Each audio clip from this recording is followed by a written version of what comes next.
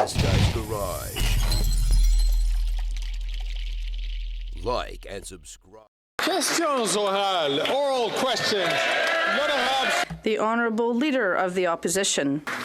After 9 years of this NDP Liberal Prime Minister's taxes, debt, inflation, and promises, Canadians are hungry. Literally, according to the Food Banks Canada report, 50% of Canadians say they're worse off than a year ago. 25% are in food insecurity, and a quarter of young adults went to a food bank in 3 months alone this year. Why is it that Canadians who can't feed themselves have to keep feeding his morbidly obese government? The Right Honourable Prime Minister. Speaker, it would be slightly more credible to hear the Conservatives concerned about the challenges Canadians are facing if they hadn't stood and voted against more spaces in childcare, voted against our dental care program that 2 million seniors have signed up for and has now delivered close to 100,000 dental appointments for seniors in just 22 days, Mr. Speaker. They've also stood against our school foods program that's going to help 400,000 more kids across the country have full bellies as they start their school day. These are investments that they're opposed to, that we are there to help Canadians with. The Honourable Leader of the Opposition. Mr. Speaker, it's a school food program that has not served a single solitary meal, even though it was promised 3 years ago. What he's feeding is bureaucracy, not children. And if all of his spending were working, then why is it that Food Banks Canada reports today that 25% of young adults had to go to a food bank in 3 months alone, and 2 million Canadians are lined up every month? Mr. Speaker, with so many empty stomachs, isn't it just a little bit wacko to be raising carbon taxes on farmers and food?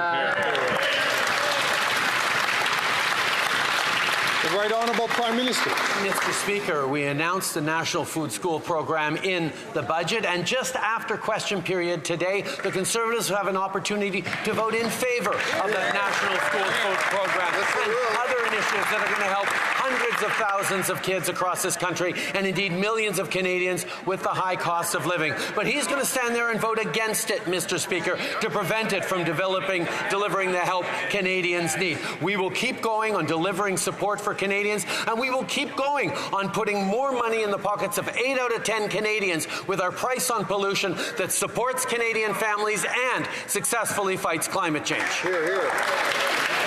The Honourable Leader of the Opposition. He's been making exactly the same promises for 9 long years, and yet his NDP Liberal government has doubled housing costs, doubled the debt, increased the size of the bureaucracy by 50%. Now he wants to quadruple the carbon tax, all to deliver 2 million people to a food bank every single month. Mr. Speaker, if government programs were really going to solve the problem he caused, then why are Canadians so hungry? The Right Honourable Prime Minister. Mr. Speaker, here's a perfect example of where the Conservatives stand. They stood and voted against our dental care for seniors program. As of today, over 2 million seniors have signed up, and in the 22 days since May 1st, close to 100,000 seniors have gotten free dental care. That's in just 22 days. On a program that he voted against and that he campaigned against across the country over the past number of months. We will be there to invest in supporting Canadians with a national school food program, with dental care, with more childcare spaces, despite him voting against. Hear, hear.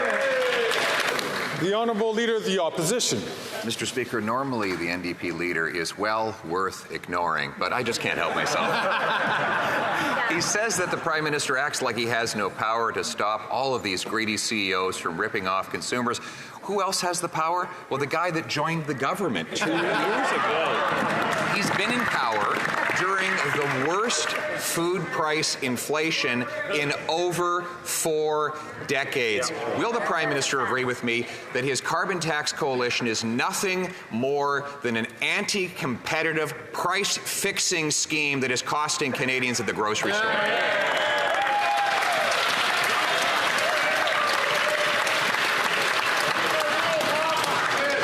Right Honourable Prime Minister. Once again, Mr. Speaker, we see that the Conservative Party's opposition to the price on pollution is ideological and not concrete, because their opposition to the price on pollution means they don't care about fighting against climate change. Even as wildfires are already raging in different parts of the country, they have no plan to fight against climate change. And they do it in the name of affordability while ignoring that the Parliamentary Budget Officer actually showed that 8 out of 10 Canadian families do better with the money put in their pockets from the Canada Carbon Rebate than it costs them with the price on pollution. The Honourable Leader of the Opposition. Mr. Speaker, the Parliamentary Budget Officer has concluded that 60% of Canadians pay more in carbon tax costs than they get back in the phony rebates. 100% of middle-class Canadians pay more than they get back in the phony rebates. And now the Prime Minister wants to quadruple the tax, all at a time when he's preparing to hand over power to carbon tax Carney. Will the Prime Minister confirm if carbon tax Carney will follow through on his plan to hike the tax to 61 cents a litre? The Right Honourable Prime Minister. Mr. Speaker, the Parliamentary Budget Officer has confirmed that 8 out of 10 Canadian families in jurisdictions where the carbon price federal backstop applies do better off with more money in their pockets through the Canada Carbon Rebate checks that land in their bank accounts 4 times a year. That's money in their pockets that goes to the cost of groceries, the cost of rent, the cost of everything they need to raise their families. That is money in their pockets that the Leader of the Opposition would take away because of its ideological crusade against climate action. Then I have Shefton. The Honourable Leader of the Opposition. Prime Minister's wacko carbon tax obsession is costing Canadians not just at the pump, but it raises the cost of home heating, of groceries, because of course if you tax the farmer who produces the food and the trucker who ships the food, you tax all who buy the food. It's a housing tax because it raises the cost of building materials that go into homes. With the report out today that 25% of young people had to go to a food bank in just 3 months, will he accept the common sense Conservative bill to take the tax off the farmers who produce our food? The Right Honourable Prime Minister. Mr. Speaker, the Leader of the Opposition continues to make that argument even though he knows full well that farm fuels are 95% exempt from the price on pollution right across the country, Mr. Speaker. That is something that he ignores because of his ideological opposition to take any action in fighting climate change. Well, Mr. Speaker, I can tell you, in Conservative ridings right across the country, people are worried about droughts, people are worried about floods, people are worried about wildfires that are more and more severe. Canadians need a clean plan to fight climate change, which is something he hasn't put forward while we are fighting climate change and putting money in people's pockets. The Honourable Leader of the Opposition. Mr. Speaker, the Prime Minister's carbon tax applies on barns, on grain drying, on fertilizers, on off-farm vehicles. It costs literally tens of thousands of dollars for many individual farmers, all of which gets passed on. But the Prime Minister, instead of defending his taxes, resorted to a really wacko and unhinged claim that if Canadians just paid more taxes, there would be suddenly less fires. I thought that water and not taxes put out fires. But maybe the Prime Minister can clarify, how high would his tax have to go for forest fires to stop?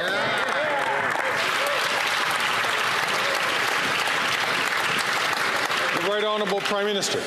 Mr. Speaker, Canadians are facing the impacts of the extreme weather events that come from climate change that are unfortunately getting worse and worse every year. That is why our our government from 2015 onwards has stepped up in the fight against climate change, because not only are we reducing Canada's emissions to the lowest level outside the pandemic in 25 years, but we're also stepping up in the jobs and technological innovations that the world needs to successfully fight climate change. We will continue to fight climate change, Mr. Speaker, and put more money in people's pockets while he sits with his arms crossed and no plan. The Honourable Leader of the Opposition. He didn't answer my question. Now he says that his taxes are going to make Canada a high-tech wonderland. Before, his claim was that it was going to stop forest fires. It's him that made the link, not me. Obviously, I think the link between the two is absolutely ridiculous, because his tax is not an environmental plan. It's a money-collecting plan. It's a plan of government greed. So I'll ask the question again.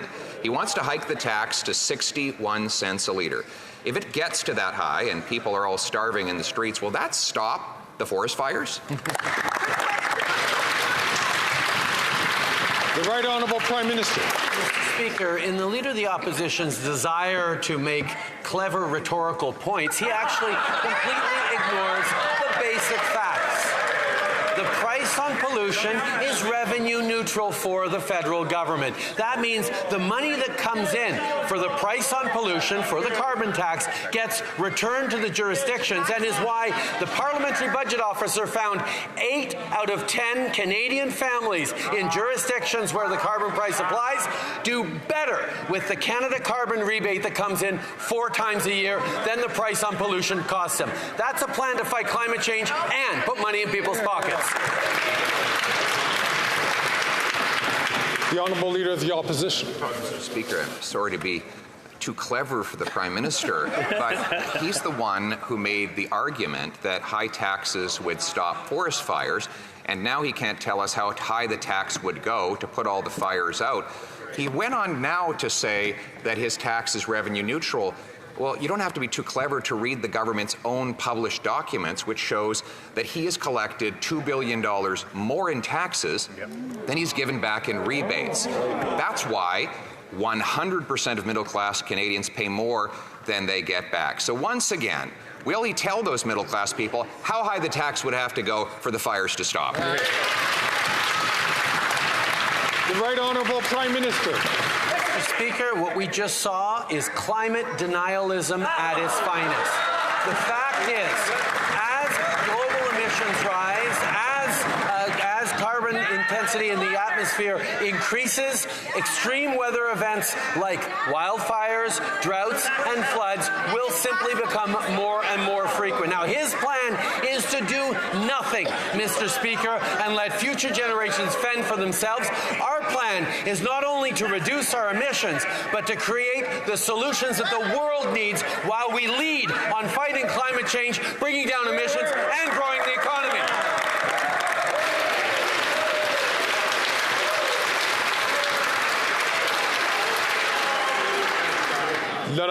The Honourable Member for Belleuil-Chambly. The Honourable Leader of the Opposition.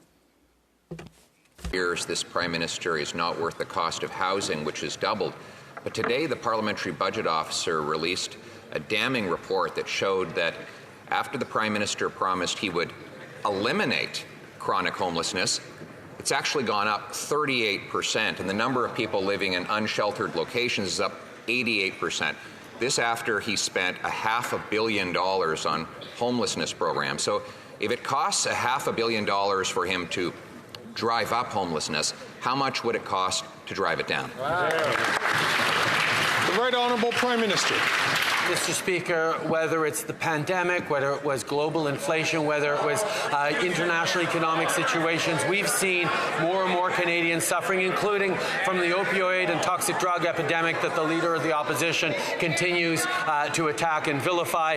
The reality is, Mr. Speaker, we've invested billions in countering homelessness, and we're going to continue to invest in eliminating encampments and supporting Canadians and communities, in vulnerable communities across the country.